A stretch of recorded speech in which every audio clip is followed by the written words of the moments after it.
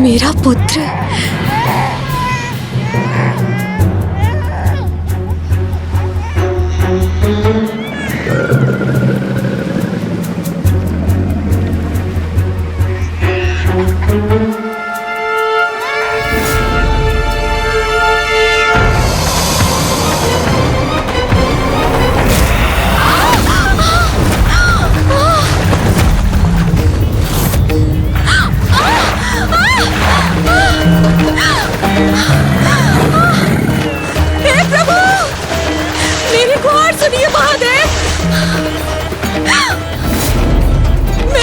रक्षा कीजिए प्रभु।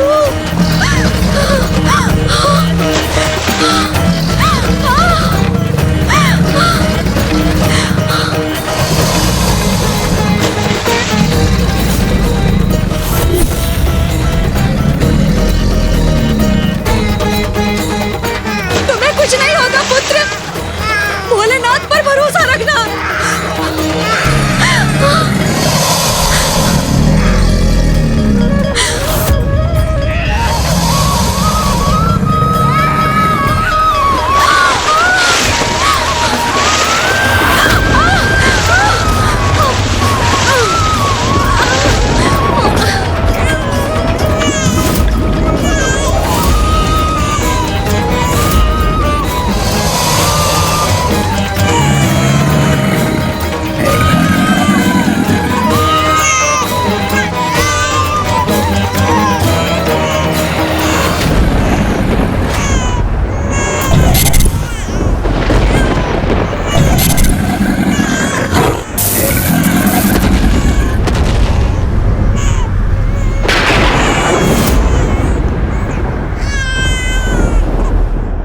प्रभु की ये लीला तो सर्वथा अद्भुत थी लंकेश।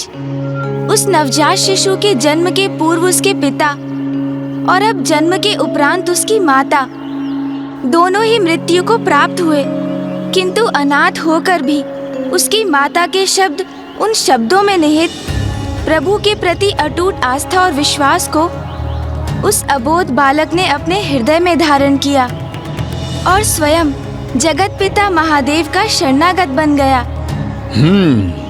लंकेश, जो महादेव का कृपा पात्र बन जाए उसकी सुरक्षा तो स्वतः ही निश्चित हो जाती है।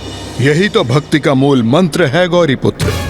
जहाँ विश्वास है, आस्था है, वहीं प्रभु शिव शंकर शंभू का वास है। किंतु फिर उस विश्वास, उस आस्था का क्या परिणाम हुआ लंकेश, जिसके साथ एक असहाय माँ अपने नवजात शिशु को उस निर्जन और भयंकर वन में अकेला छोड़ने पर विवश हो गई थी।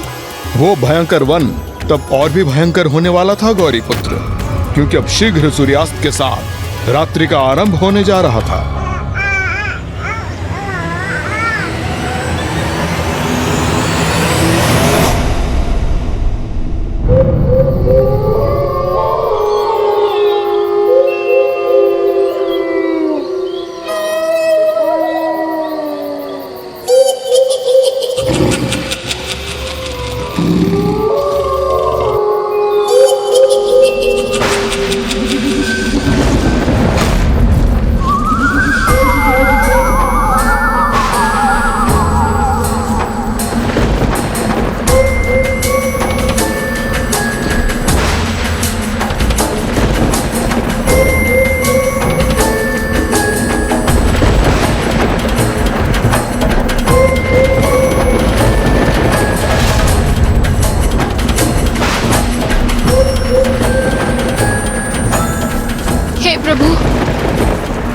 सघन वन में कहाँ अपना मार्ग भूलकर उलझ गई मैं। दिवस भी ढलने को है, रात्रि होने से पूर्व मुझे इस वन से निकल जाना चाहिए।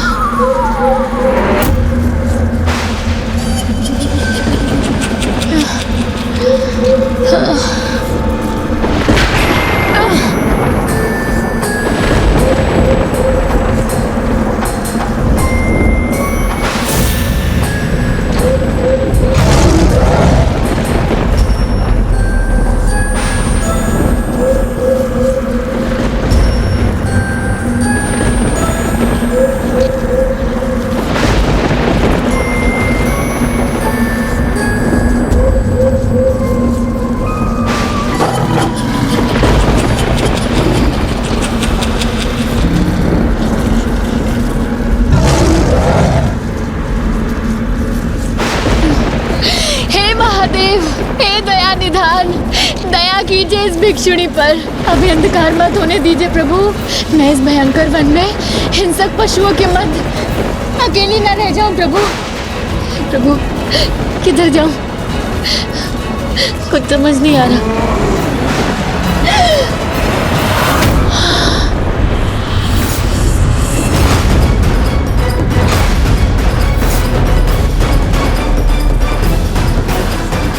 कदाचित कोई पशु घात लगाए बैठा है। मुझे मार्ग परिवर्तित करना चाहिए।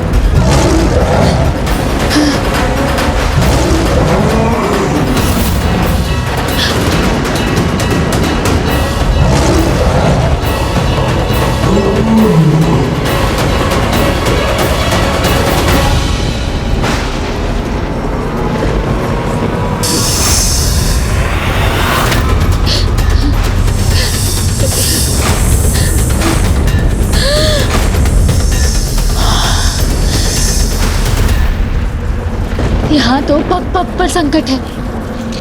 महादेव रक्षा करे, महादेव रक्षा करे।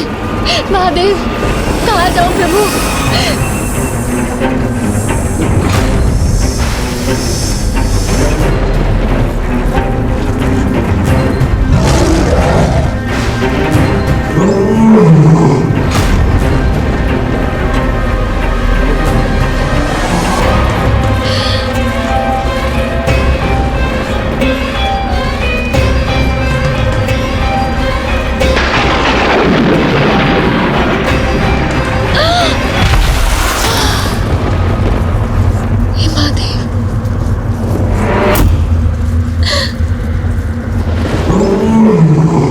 सिंह की गर्जना।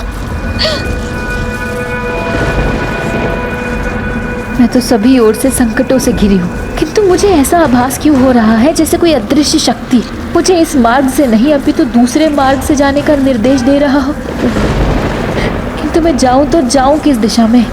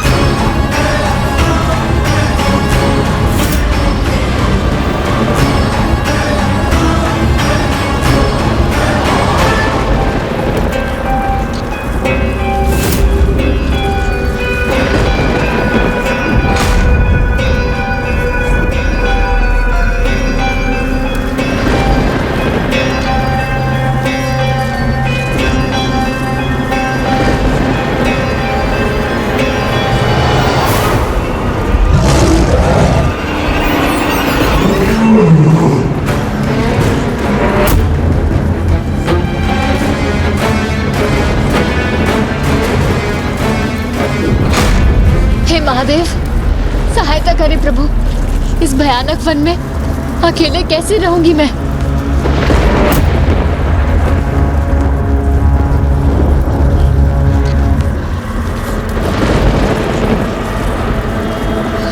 अरे महादेव, हे महादेव रक्षा करे, हे महादेव।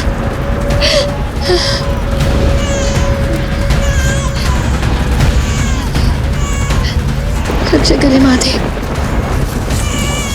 ये वन तो विकट उलझाव के समान है। मैं पुनः वहीं पहुंच गई जहां कुछ समय पूर्व थी।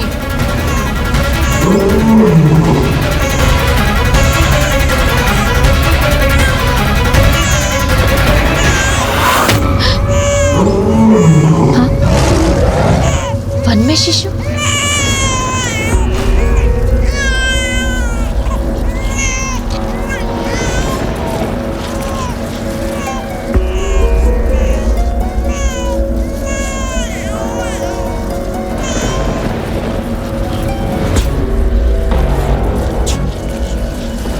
ये नवजात शिशु इस घने जंगल में कैसे? इसकी माँ कहाँ है? कोई तो होना चाहिए ना इसके साथ।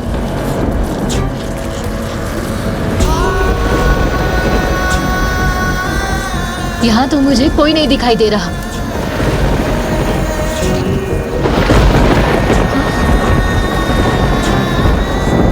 ये वस्त्र?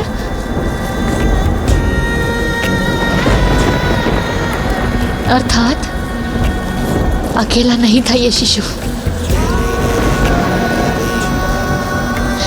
अवश्य इसकी माँ इसके साथ थी, जो अब किसी हिंसक पशु का ग्रास बन चुकी है।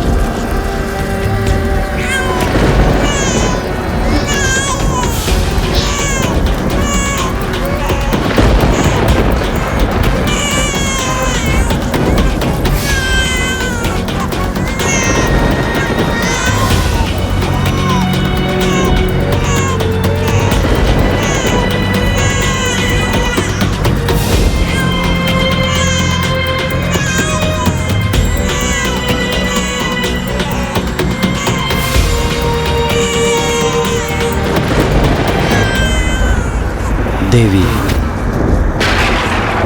आपका आंचल रिक्त है और इस शिशु को भी ममता भरे आंचल की आवश्यकता है।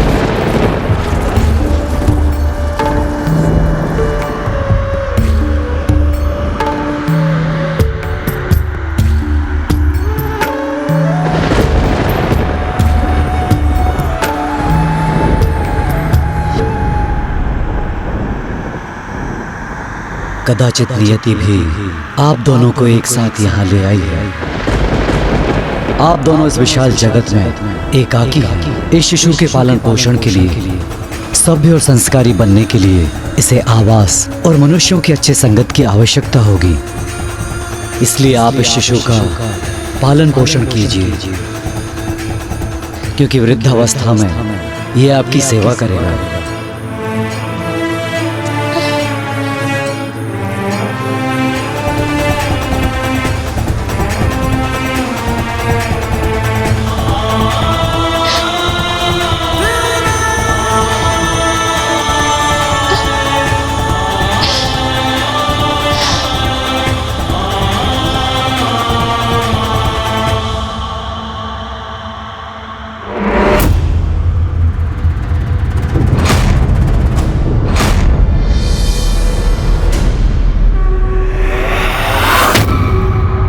हे भिक्षुक, मुझे तो ऐसा आभास हो रहा है जैसे नियति ने नहीं, स्वयं मेरे भोलेनाथ ने हम दोनों का साथ निर्धारित किया है।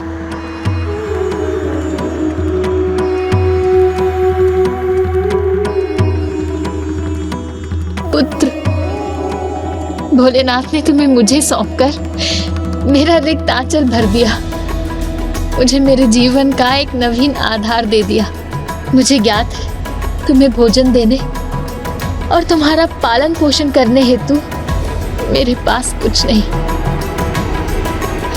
किंतु मुझे मेरे महादेव पर विश्वास है, वही हमारी देख रेख करेंगे।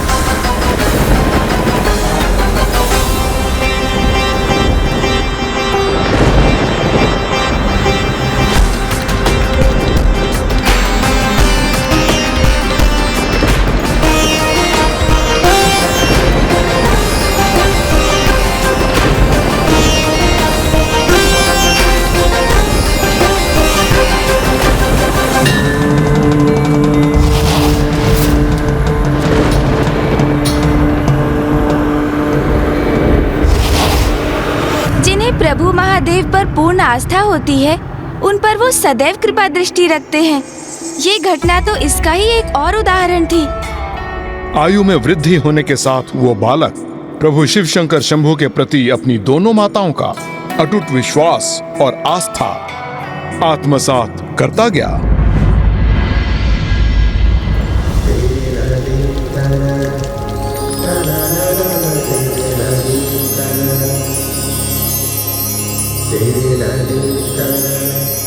पुत्र, हम पर अपनी कृपा दृष्टि रखने हेतु मेरे प्रभु शिव शंकर है यहाँ। माँ, क्या है प्रभु शिव का परिचय और हमें सदैव उन पर आस्था क्यों रखनी चाहिए?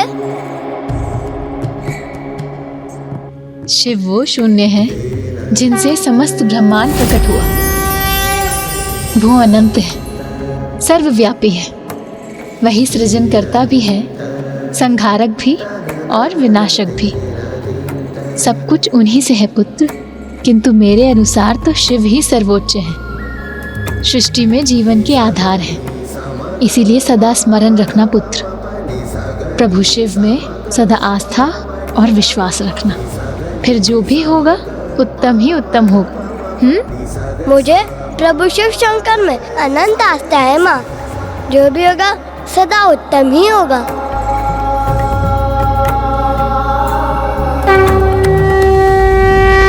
ज्ञान में समृद्ध किंतु धन से दरिद्र होने के कारण भिक्षुणी माता के द्वारा उस बालक का लालन पालन करना कदापि सरल नहीं था। किंतु जब भी वो दोनों ऐसी किसी कठिनाई का सामना करते तो कोई ना कोई चमत्कार उनको उस कठिनाई से मुक्त कर देता। माँ, मुझे भूख लगी है माँ, कुछ खाने को दो ना माँ।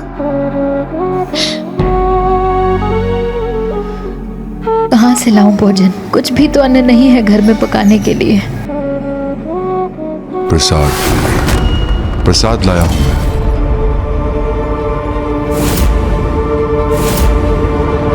कौन?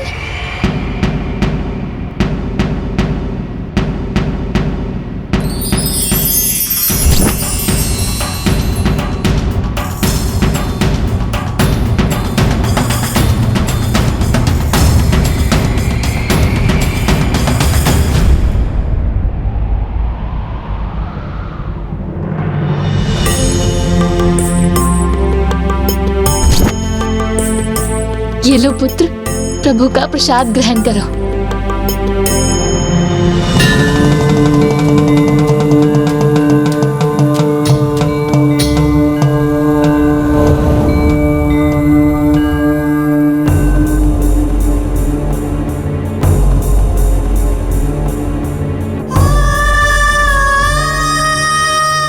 कितना तीव्र ज्वर है तुम्हें पुत्र, किंतु तुम्हारी भिक्षुणी माँ के पास इतना भी धन नहीं कि तुम्हें वैद्य के पास ले जा सके। माँ, आप ही तो कहती हो कि महादेव पर विश्वास और आस्था रखो तो जीवन में सब कुछ उत्तम ही होगा। तो क्यों व्यर्थ चिंता करती है? महादेव हमारा ध्यान अवश्य रखेंगे।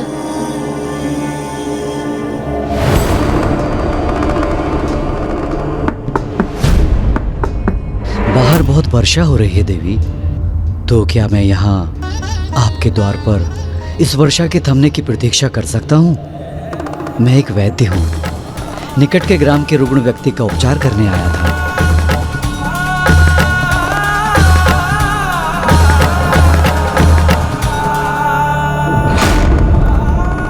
वैद्य स्वयं आ गए यहाँ। ये भी आप ही की कृपा है महादेव।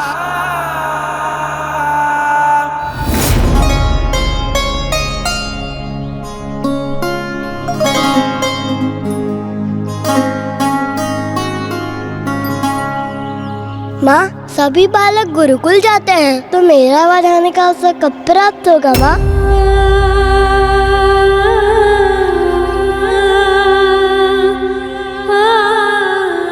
धन के अभाव में मैं तुम्हें गुरुकुल भी नहीं भेज सकती पुत्र। तुम्हारी माँ के पास गुरु दक्षिणा देने के लिए कुछ भी तो नहीं, वो रिक्त है।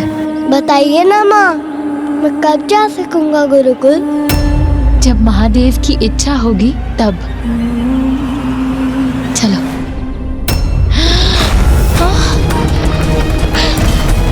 पुत्र, पुत्र।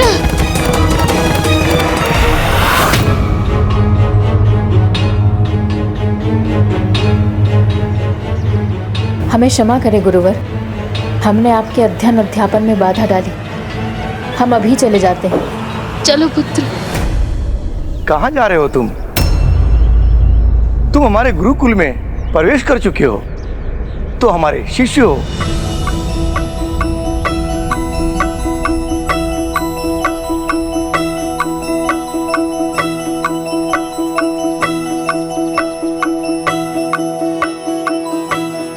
प्रणाम गुरुदेव।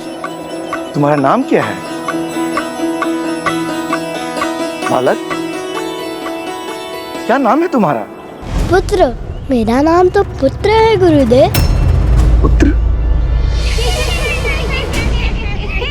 हाँ गुरुदेव, मेरी माँ तो मुझे पुत्र कहकर ही पुकारती है, तो मेरा नाम तो पुत्र हुआ ना। और मेरा सखा मुझे मित्र कह के पुकारते हैं।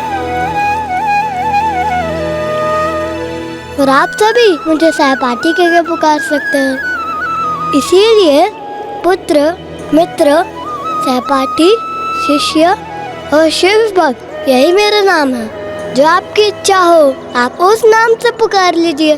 तुम तो सर्वथा विलक्षण हो पुत्र। इसे धर्म के उस रहस्य का ज्ञान है जो तुम्हारी आयु में अन्य सभी से गुप्त रह जाता है। इसलिए समस्त संसार में जो तुम्हारा नाम प्रचलित होगा वो है धर्मगुप्त। आपको कोटि कोटि धन्यवाद गुरुदेव। ये तो मेरा सौभाग्य है कि मुझे मेरा नवीन नाम स्वयं मेरे गुरुदेव ने प्रदान किया।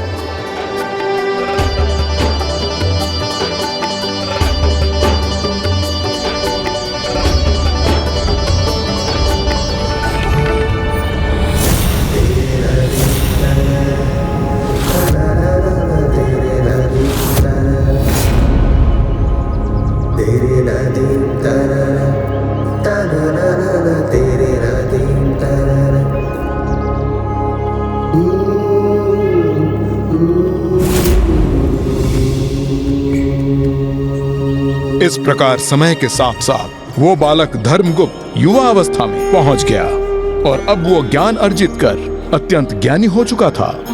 प्रभु शिव शंकर शंभु पर उसकी आस्था और भी दृढ़ हो गई थी।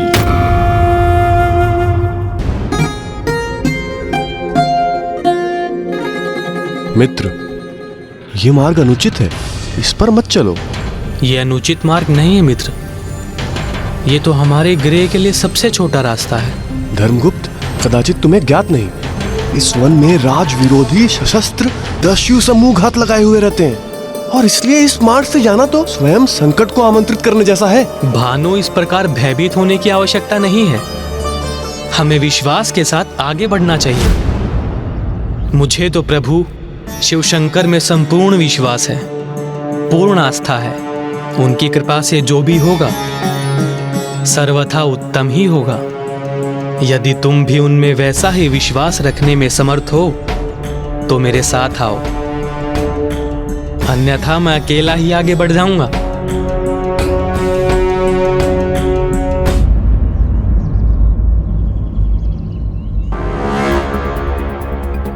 चलते चलते इतनी दूर का मार्ग तय कर चुके हैं कि अब अकेले लौटना भी उचित नहीं।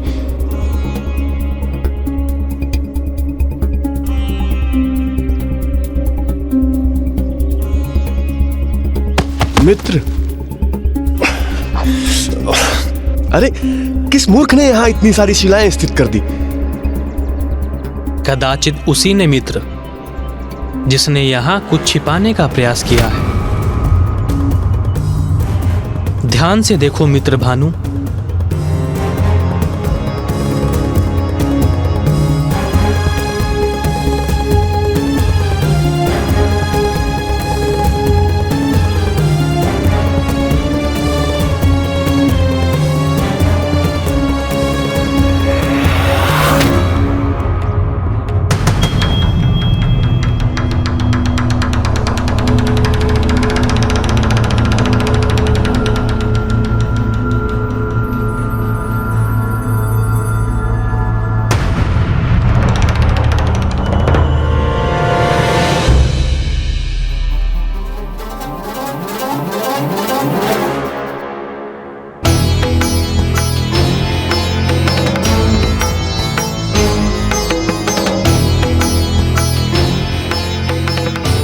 धर्मगुप्त, तुमने उचित कहा था, जो भी होगा उत्तम होगा।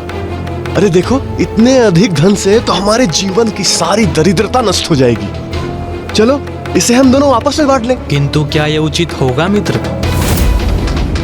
ये तो उन्हीं दस्यु समूह का अनुचित रूप से प्राप्त किया हुआ धन प्रतीत होता है, जो यात्रियों को लूटते हैं। इस धन पर हमारा कोई अधिकार नहीं। पर इन पर तो उनका भी अधिकार नहीं है ना, जिन्होंने इसे यहाँ पे छुपाया है। और अब ये हमें मिला है तो अभी हमारा हो गया। हाँ, इस प्रकार पराये धन से मोह उचित नहीं है मित्र। राज्य में इस प्रकार प्राप्त हुई कोई भी वस्तु अथवा धन पर हमारा नहीं, राजा का अधिकार होता है। अतः हम इस धन का कुछ उपयोग नहीं कर सकते। आओ हम दोनों इस धन को राजकोष में दे दें। किंतु इस प्रकार तो मित्र हमारी शत्रुता उन दस्यु समूहों से हो जाएगी और हमें कुछ प्राप्त भी नहीं होगा। जैसा मैंने पूर्व में भी कहा था,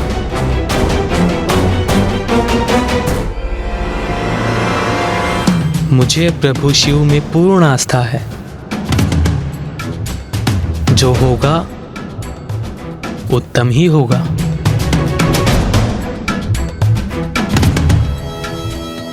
फिर क्या हुआ लंकेश? क्या भानु की स्वीकृति पाकर वो दोनों उस धन को राजा को लौटाने गए? हाँ गौरीपुत्र, भानु ने तो उनकी बात को स्वीकार कर लिया था, किंतु फिर मार्ग में स्वयं धर्मगुप्त का ही मन परिवर्तित हो गया और उन्होंने वो धन राजा के पास ले जाने का अपना निर्णय पलट दिया। किंतु ऐसा क्यों किया उन्होंने? क्योंकि ये तो उचित नहीं था। गौरीपुत्र, धर्मगुप्त के अनुसार वो जो कर रहे थे वो सर्वथा उचित ही था। मित्र धर्मगुप्त, दस्यु समूह का छिपाया धन प्राप्त करके हमारी शत्रुता तो उनसे हो ही चुकी है, किंतु अब कहीं हम राजा के भी शत्रु न बन बैठे। कदाचित जो तुम सोच रहे हो वो हमारे लिए किसी बड़े संकट का कारण न बन जाए। इनकी निर्धनता और विवशता तो देखो मित्र।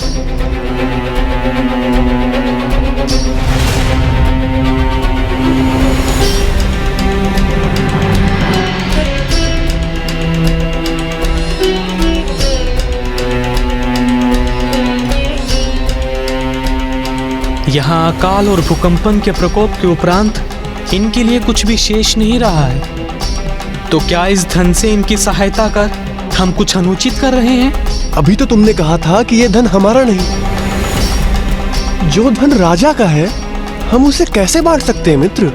धन का उचित स्थान तो वही होता है जहाँ उसकी आवश्यकता होती है। वैसे भी राजा का धन प्रजा का ही तो होता है।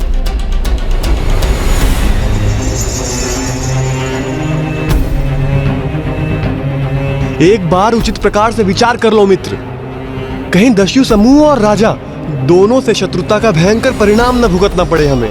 जैसा कि मैंने पूर्व में भी कहा था, मुझे अपने प्रभु शिव शंकर में पूर्ण आस्था है। जो होगा उत्तम ही होगा।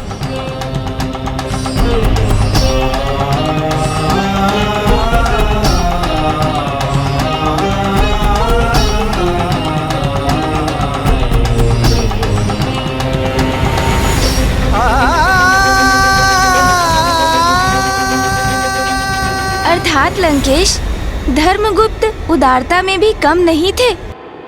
हाँ गौरीपुत्र, किंतु धर्मगुप्त की उस उदारता का उन निर्धन असहाय ग्रामीणों पर अत्यंत विपरीत परिणाम होने वाला था। किंतु क्यों और कैसे लंकेश? विदर्भ नरेश की जय हो। गुप्तचर, मेरे समक्ष प्रस्तुत होकर इस प्रकार शांत क्यों हो? कहो, क्या समाचार लाए हो? शीघ्र कहो। एक राजा सभी प्रकार के समाचार सुनने के लिए सदैव तैयार रहता है। महाराज, दस्यु समूह द्वारा लूटा हुआ एकत्रित धन आपकी प्रजा के 1 ग्राम के वासियों ने प्राप्त कर लिया है। उस क्षेत्र में अकाल का प्रभाव था।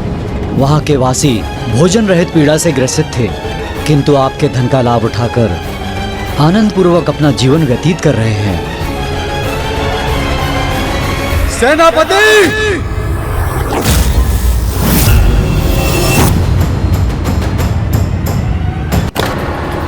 धर्मगुप्त, मैंने तुमसे कहा था ना, जो तुम कर रहे हो सर्वथा अनुचित है। मत करो, अन्यथा संकट में पड़ जाओगे। क्या हुआ भानु? किस संकट की बात कर रहे हो तुम? अरे वही जिसका संदेह था हमें, तुम्हारी उदारता का दंड उन असहाय निर्धन ग्रामीणों को प्राप्त होने जा रहा है, जिन्हें तुम दान में धन नहीं एक नवीन विपदा देकर आए हो। राजा ने उन सभी को आजीवन कारावास का दंड दे दिया है। अब कहो, क्या तुम्हें अभी भी प्रभु महादेव पे आस्था है? क्या आप भी कहोगे जो होगा उत्तम होगा?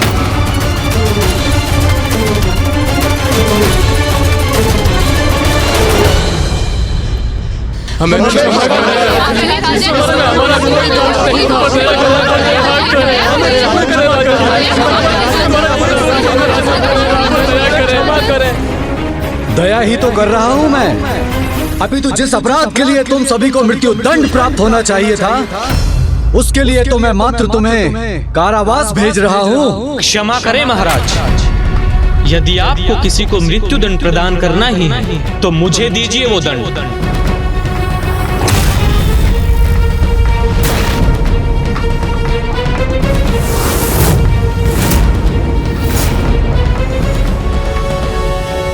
क्योंकि महाराज, इन सभी को उस धन से सहायता प्रदान करने वाला मैं ही था। सैनिकों,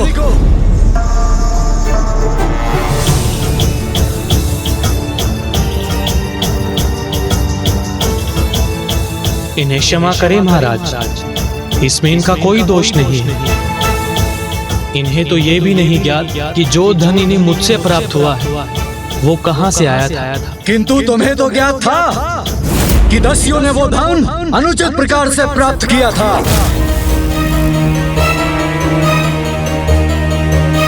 अर्थात उचित कहा तुमने। मेरे वास्तविक अपराधी तो तुम हो, ये ग्रामीण नहीं। सैनिकों, इन ग्रामीणों को मुक्त कर दो और इसे बंदी बनाओ।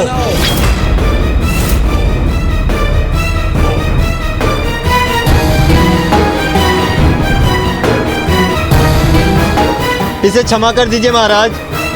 महाराज, इसने हमारी सहायता की थी, हमारा भला किया था। क्षमा कर दीजिए महाराज, इसे क्षमा कर दीजिए। महाराज, कोई दोष नहीं है। महाराज, क्षमा कर दीजिए महाराज। दस्युओं के कर्म से मेरा कोई संबंध नहीं है महाराज। मुझे वो धन वन में गड़ा हुआ मिला था। अच्छी कृत्रिम कथा की रचना की है तुमने, किंतु अब इस अपराध के परिणाम को प्राप्त करने से तुम्हें मुक्ति प्राप्त नहीं हो सकती। शीघ्र बताओ मुझे, किस दस्यु मुखिया के अधीन हो तुम? अन्यथा तुम्हें मृत्युदंड अवश्य प्राप्त होगा। हे महान विदर्भ नरेश, हे महाराज, आपके, मेरे और हम सभी के एक ही तो भाग्य विधाता है, और वो है स्वयं प्रभु महादेव। मैं तो उन्हीं के अधीन हूँ, वही मेरे एकमात्र मुखिया हैं। मेरे साथ शब्दों की क्रीड़ा मत करो। शीघ्र बताओ, तुम्हारे दस्यु मुखिया कौन हैं? अन्यथा मृत्यु दंड प्राप्त करने के लिए तैयार हो जाओ। जो सत्य था मैंने कह दिया महाराज। अब मेरे कथन पर विश्वास करना न करना आप पर निर्भर करता है। तो ये भी मत भूलो कि तुम्हारा जीवन शेष रहेगा अथवा नहीं, ये भी मेरा ही निर्णय है। नहीं महाराज, मुझे क्षमा करें, किंतु मेरे जीवन और मृत्यु के निर्धारक आप नहीं। क्या कहा तुमने? मुझे मृत्यु दंड देने मात्र से मेरी मृत्यु सुनिश्चित नहीं कर सकते आप महाराज, क्योंकि मेरी मृत्यु तो तभी होगी जब मेरे प्रभु की इच्छा हो। इतना दुस्साहस! चौर्य कर्म करने के उपरांत भी उसका प्रायश्चित करने के स्थान पर स्वयं महाराज से उदंडता कर रहे हो। अब तुम्हारी मृत्यु से कोई भी तुम्हारी रक्षा नहीं कर सकता। कल प्रातः सूर्योदय के साथ इस दस्युग नगर के मध्य में मृत्यु दंड प्रदान किया जाए।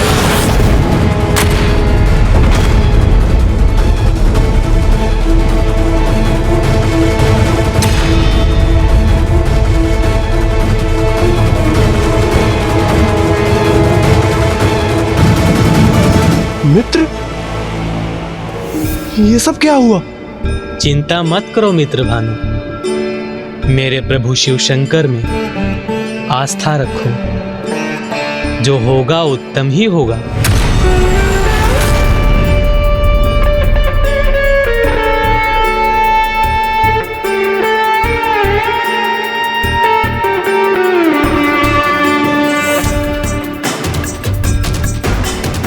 विचित्र है प्रभु में इसकी आस्था। मृत्यु दंड के उपरांत भी इसके मुख पर यही शब्द है, जो होगा उत्तम ही होगा।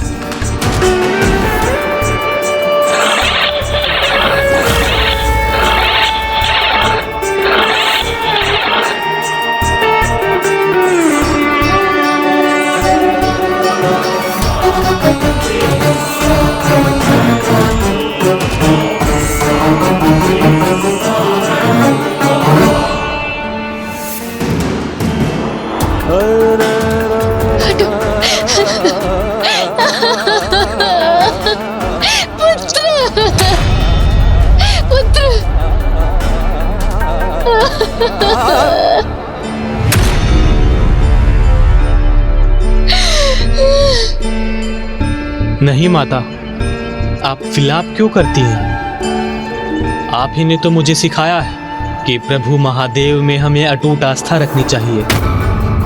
फिर जो होगा वो उत्तम ही होगा। विचित्र, इसकी मृत्यु इसके समक्ष है, किंतु ये फिर भी सब कुछ उत्तम होने की बात कर रहा है। नहीं, अर्थात ये इसका प्रभु में विश्वास नहीं, अपितु ये अपने अंत समय में मेरा अपमान करने की चेष्टा कर रहा है।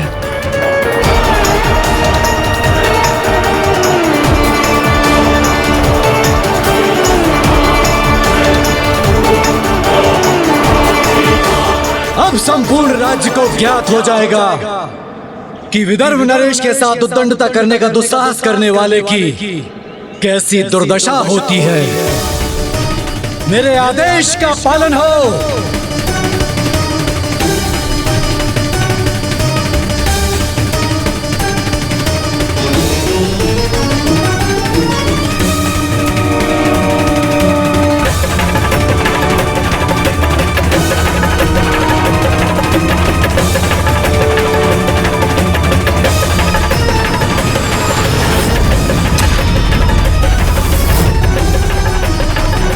पूर्ण आस्था है मुझे अपने भगवान में, जो होगा उत्तम ही होगा।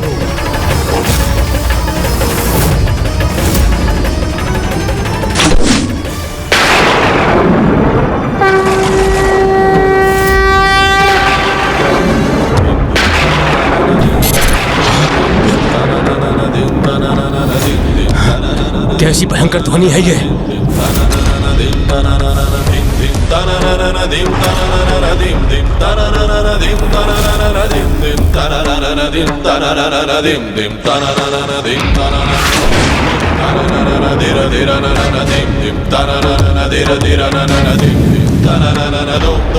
ये बाण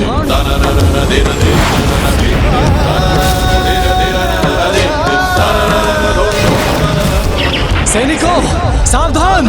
अग्नि से प्रज्वलित ये बाण किसी शत्रु का आक्रमण है। ये अब ये क्या नवीन विपदा?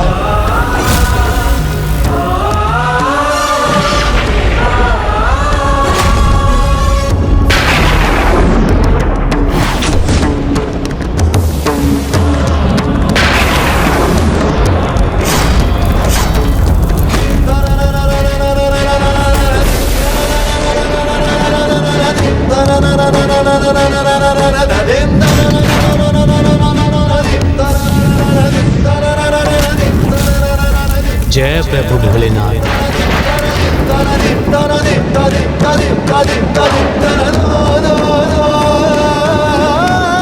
आश्चर्य! ये क्या हो रहा है? किसका दुस्साहस है ये? सैनिकों, महाराज को सुरक्षित करो।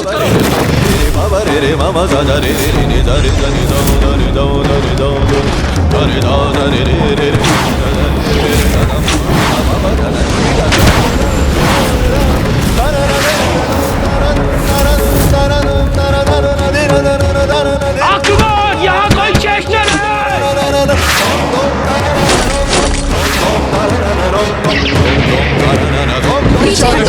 पीछे रक्षा करो, पीछे। महाराज संकट में हैं?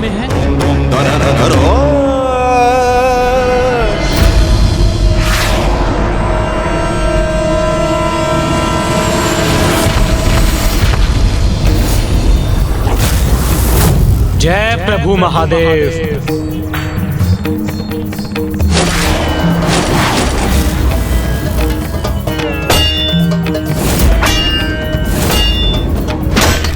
यहाँ कोई शेष न रहे।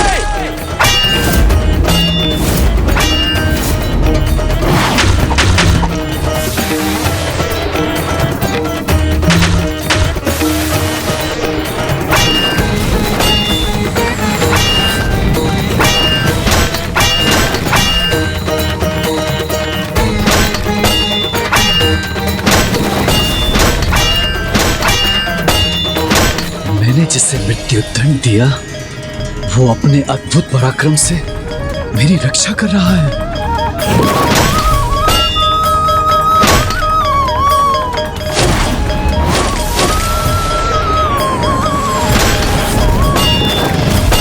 सैनिकों, इन दस्युओं को आगे मत बढ़ने दो।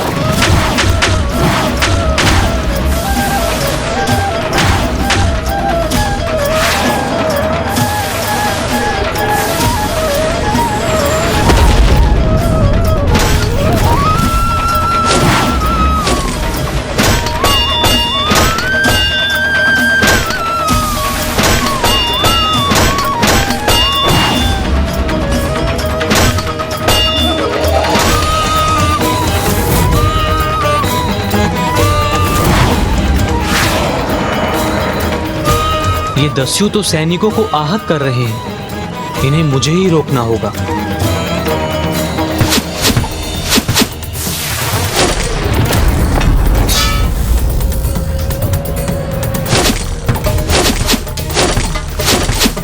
कितना पराक्रमी, कितना श्रेष्ठ योद्धा है ये।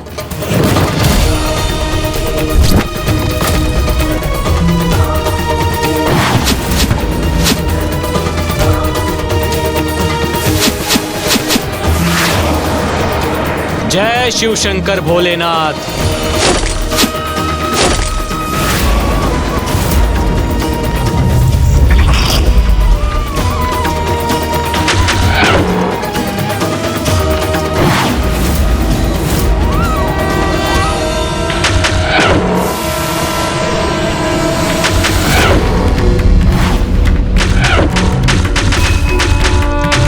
पीछे हटो, पीछे हटो।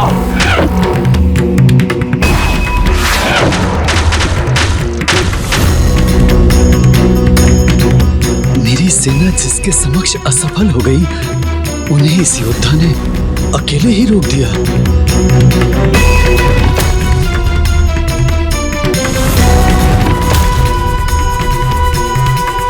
आक्रमण करो, नष्ट कर दो इन बालों को जो हमारा मार्ग बाधित कर रहे हैं।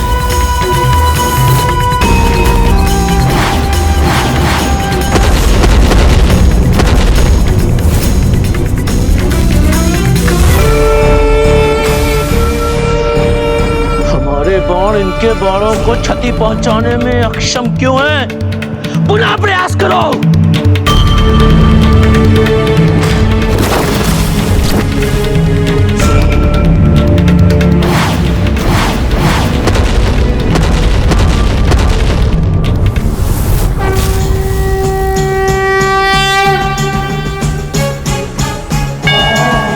प्रभु के भक्त की शक्ति उनके गणों की शक्ति से अधिक प्रभावी है।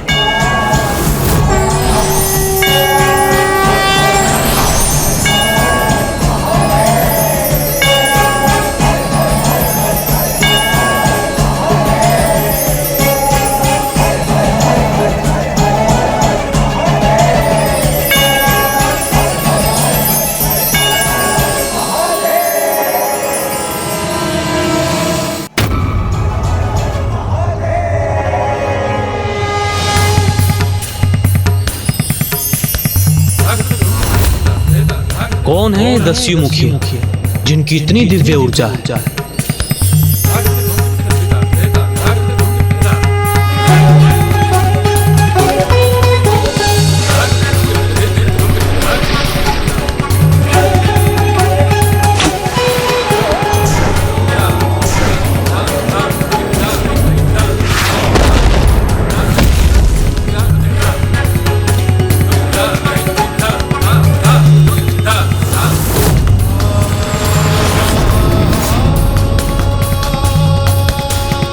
मुझे जो आभास हो रहा है उसके अनुसार यदि आप वास्तव में कोई दिव्य पुरुष हैं तो इस बाण को मेरा प्रणाम समझिए। हे महान शिव भक्त, मुझे तुम्हारा ये प्रणाम स्वीकार है। चलो वापस चलो।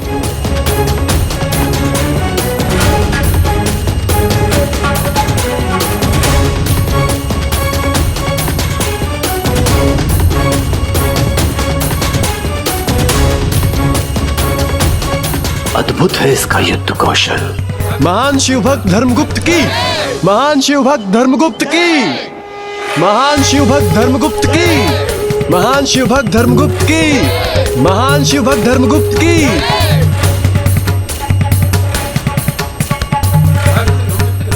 ये पराक्रमी योद्धा कोई साधारण मनुष्य तो कदापि नहीं हो सकता।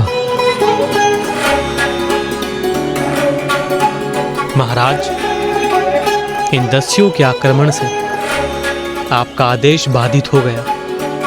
मेरा मृत्यु दंड पूर्ण न हो सका। अब मैं पुनः आपके दंड के लिए प्रस्तुत हूं। किंतु मैं पुनः कहता हूं, मेरी मृत्यु आपके हाथों में नहीं, वो तो तभी होगी जब मेरे प्रभु महादेव की इच्छा होगी। मुझसे ही तुम्हें पहचानने में भूल हुई है। तुमने तो अकेले ही दस्युओं के आक्रमण को विफल कर दिया। फिर तुम स्वयं दस्यु कैसे हो सकते हो? तो फिर कौन और क्या हो तुम? तुम्हारा वास्तविक परिचय तो मुझे इतना ही ज्ञात है कि तुम एक भिक्षुनी के पुत्र हो, किंतु तुम जन्म से क्षत्रिय, कौशल में एक महान योद्धा और व्यवहार में एक तपस्वी प्रतीत होते हो। और तुम्हारी प्रवृत्ति तो एक अंधभक्त के समान है। इसीलिए मैं भी नहीं समझ पा रहा हूं कि तुम्हारा वास्तविक परिचय क्या है। मैं और कुछ नहीं महाराज, मात्र एक शिव भक्त हूं और मेरी माता के सीख के अनुसार प्रभु महादेव ही सब कुछ है। अभी तक जो भी हुआ है उन्हीं की इच्छा से हुआ है और भविष्य में जो भी होगा उन्हीं की इच्छा के अनुसार होगा। तो सब कुछ है महादेव। अर्थात तुम ये कहने का प्रयास कर रहे हो कि मैं, तुम और हम सभी कोई भी कार्य उनकी इच्छा से करते हैं। हाँ महाराज, यही सत्य है। नमामि शमेशा निर्वाण रूपम विभुम व्यापकम ब्रह्मवेद स्वरूपम निजम निर्गुण निर्विकल्पम निरीहम चिदम कश्मकश वसम भजेहम। अर्थात महाराज, प्रभु शिव शंकर सर्वशक्तिशाली है, सर्वव्यापी। ऐसा कोई स्थान नहीं जहां वो ना हो। ब्रह्मांड के कण कण में है वो। गुण अवगुण से परे, श्रेष्ठ है, अखंड है, अजन्मे, स्वयंभू है। प्रभु तो वो सर्वोच्च चेतना के सागर जो शब्द और विचारों से भी परे। ध्यान का वो रूप है जहां पावन निर्मल चैतन्य के अतिरिक्त और कुछ भी नहीं। और मेरे उन्हीं प्रभु महादेव ने आज मेरी रक्षा की। तुम एक अत्यंत पराक्रमी योद्धा हो, किंतु अबोध हो। इसीलिए मान बैठी हो कि ये संयोग में शिव का हस्तक्षेप था। कदाचित ये तुम्हारे अंधविश्वास का ही परिणाम है।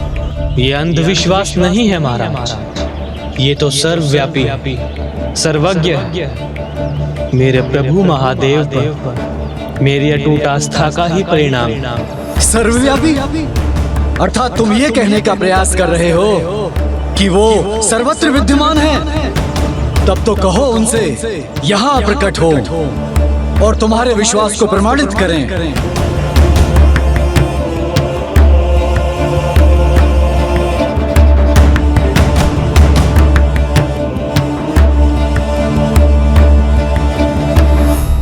हे महाराज, आप एक भक्त की अटूट आस्था को चुनौती देने की भूल क्यों कर रहे हैं? यदि वास्तव में ये इसकी अटूट आस्था है और ये इसका अंधविश्वास नहीं, तो सर्वव्यापी भगवान को स्वयं यहाँ प्रकट होना चाहिए। तभी तो ये प्रमाणित होगा कि यहाँ जो कुछ भी घटित हुआ है उसके कारण वही है।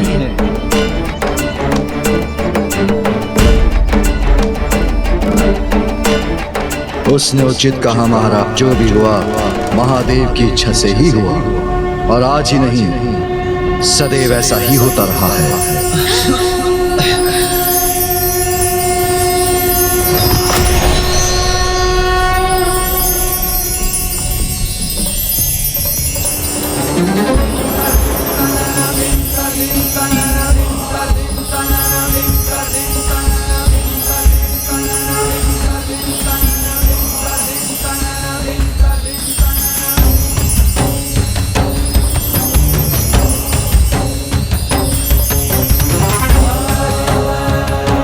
ये तो वही दिव्य भिक्षुक है पुत्र, जिनके कहने पर वन में मैंने तुम्हें पुत्र रूप में स्वीकार किया था।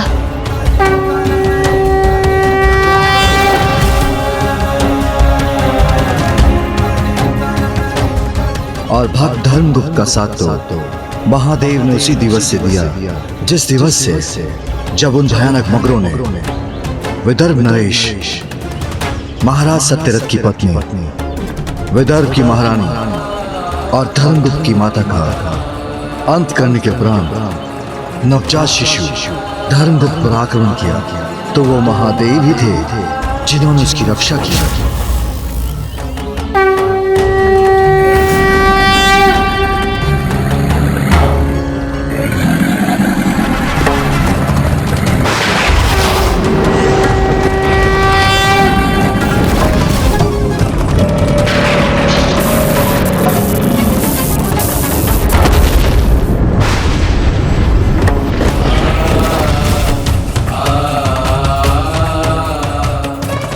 वो शिव ही थे जिनके हस्तक्षेप के कारण भक्त धर्मगुप्त की माता को उसके निकट जाने की प्रेरणा प्राप्त हुई।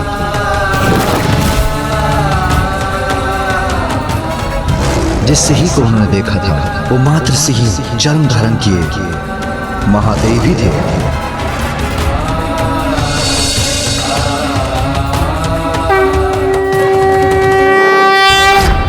शिव, वो स्वयं प्रभु शिव ही थे। जिस सर्प ने इन्हें अपना मार्ग परिवर्तित करने पर विवश किया था वो महादेव के कंठ में विराजमान नागराज वासुकी थे। और जिस विद्युत ने वृक्ष की शाखा को उनके समक्ष गिरा दिया था वो महादेव के त्रिशूल से ही उत्पन्न हुई थी।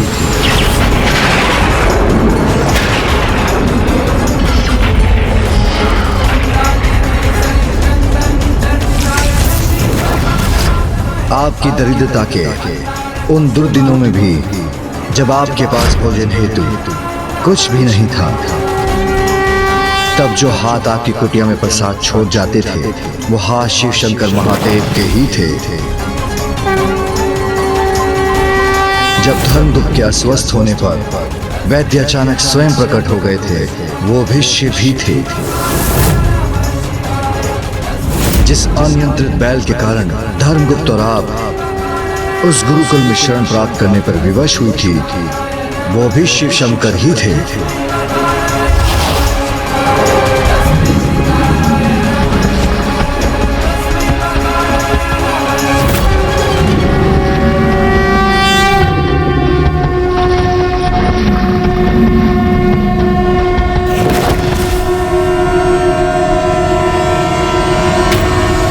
मुझे ज्ञात था इस संपूर्ण समय हमारी सहायता हेतु स्वयं प्रभु शिव शंकर ही भिन्न रूप लेकर प्रकट होते थे।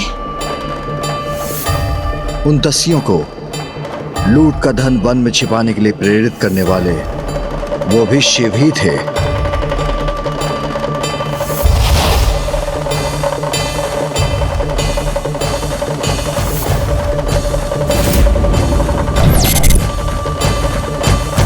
दसमुखिया,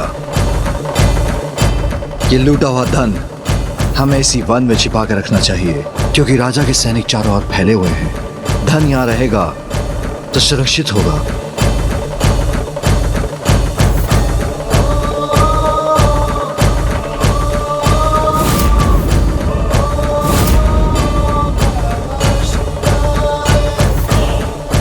और आपका गुप्तचर बनकर आपको ग्रामीणों के मध्य उस धन की वितरण की सूचना देने वाले वो भी शिव ही थे।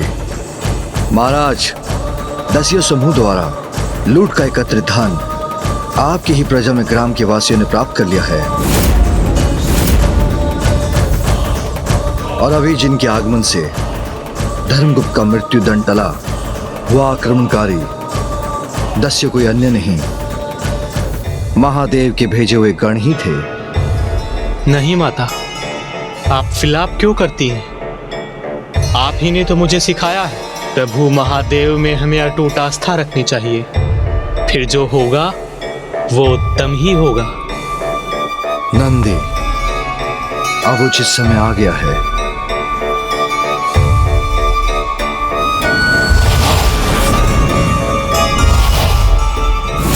और अभी जो यहाँ प्रकट होकर हमसे ये संवाद कर रहे हैं, जो ये प्रमाणित करने आए हैं कि मेरी भक्ति मेरा अंधविश्वास नहीं, मेरे प्रभु के प्रति मेरी अटूट आस्था है, वो भी अन्य कोई नहीं, स्वयं मेरे प्रभु शिव शंकर महादेव ही हैं।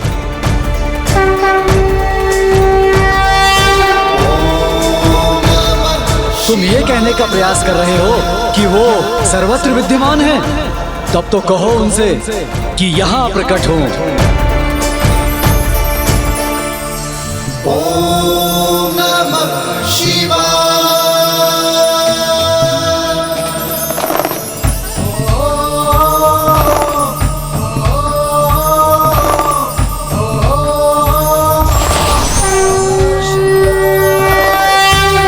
हे भिक्षुवर्य महादेव, आपने हमें दर्शन देकर हमें धन्य कर दिया प्रभु।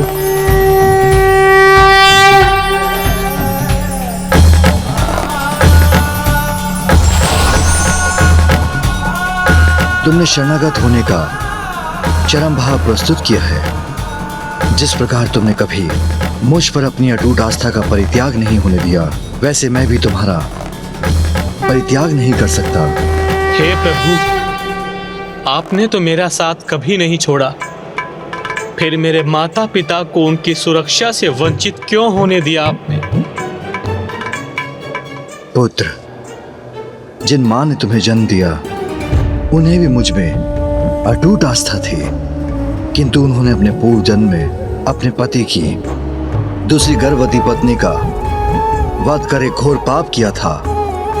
इसलिए इस जन्म में मातृत्व का सुख भोगने का अवसर प्राप्त नहीं हुआ और तुम्हारे पिता ने भी अपने पूर्व जन्म में किसी को मृत्यु दंड देने हेतु अपनी पूजा मध्य में ही छोड़ दी थी, जिसके फलस्वरूप अपनी आयु और शासन के मध्य में उनसे उनके राज्य और प्राण दोनों ही छिन गए। किंतु उनके इस जन्म के सुकर्मों के फलस्वरूप तुम जीवित हो और अब तुम्हारे सुकर्म ईश्वर में तुम्हारी अटूट आस्था से तुमने संसार के समक्ष प्रमाणित कर दिया है। जिसका कोई अन्य आसरा नहीं होता, उसे मैं आसरा प्रदान करता हूँ। और आज मैं एक घोषणा भी करता हूँ, जो ईश्वर पर अटूट आस्था रखेगा, ईश्वर का आशीर्वाद सदैव उस पर रहेगा। प्रभु भिक्षुवर्य की, प्रभु भिक्षुवर्य की, प्रभु भिक्षुवर्य की, प्रभु भिक्षुवर्य की, प्रभु भिक्षुवर्य की, प्रभु भिक्षुवर्य की। इसके उपरांत राजा भक्त धर्मगुप्त से इतने प्रभावित हुए कि उनके महान प्रशंसक बन गए। उनका अपना कोई पुत्र न था, तो उन्होंने अपनी पुत्री का विवाह धर्मगुप्त से करवाकर उन्हें अपना राज्य सौंप दिया और इस प्रकार प्रभु की इच्छा और कृपा से धर्मगुप्त को वो प्राप्त हुआ जो उनका अधिकार था।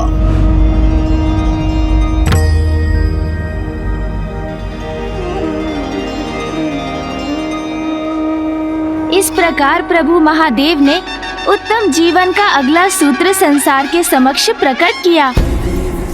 अपने ईश्वर में आस्था कभी नहीं खोनी चाहिए, क्योंकि प्रभु किसी न किसी रूप में भक्त का साथ अवश्य देते हैं।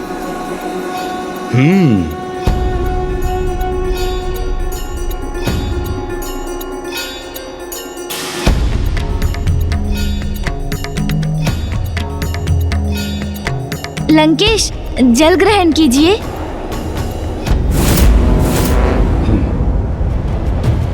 इस वन को पार करते ही हम गोकर्ण पहुंच जाएंगे।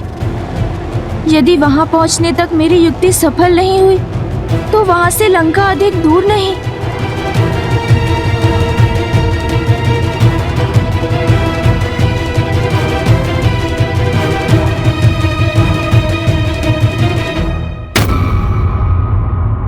एक भक्त को सांसारिक आघातों से भयाक्रांत नहीं होना चाहिए, क्योंकि सच्ची भक्ति और आस्था को संसार का कोई भी अस्त्र काट नहीं सकता।